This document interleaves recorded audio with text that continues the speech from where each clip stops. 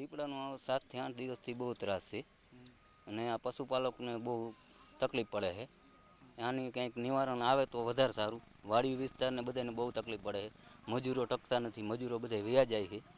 એટલે આ મારું કહેવાનું એવું થાય છે કે રહેણાંક વિસ્તારમાં આવી ગયો છે, એનો બંદોબસ્ત કંઈક કરવો હવે. રહેણાંક વિસ્તારમાં માણસને મારી નાખે તો એનું શું કરવાનું હવે?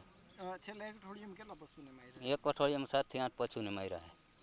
ખાસ કરીને આ વિસ્તારમાં કેટલા માલધારીઓ રહેતા હોય છે? 7 થી 8 માલધારીઓ છે અહીંયા આ વિસ્તારમાં જ.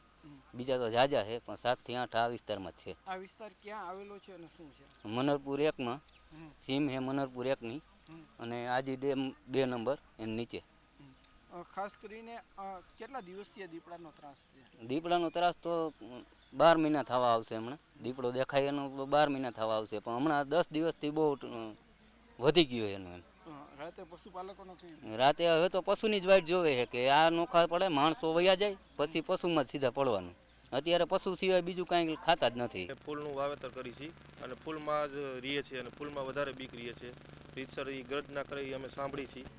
તે માટે આ વન વિભાગને વિનંતી છે કે આનું નિરાકરણ લે. વધીના મહિના દિવસ તો વધારે છે. અમારે રોજ ફૂલ ઉતારવાના હોય. સામે કાંઠે અમારી વાડીમાં ફૂલ ઉતારી છે અમે બહુ, અને રોજ ફટાકડા ફોડીને અને પછી ફૂલ ઉતારી છે. ડર તો બહુ વધારે લાગે છે, કારણ કે અમે જ્યાં ફૂલ ઉતારી છે ને ત્યાં એ ગડગડાટ કરતા હોય છે. ના, જોયો નથી, પણ સાંજે 8 વાગે અમે ગા દોઈને વયા જાય છે ને પછી આ બધા કહે છે કે અહીંયા આવી જાય છે. અને અમારે અહીંયા પગના હગડ છે બધા. અમે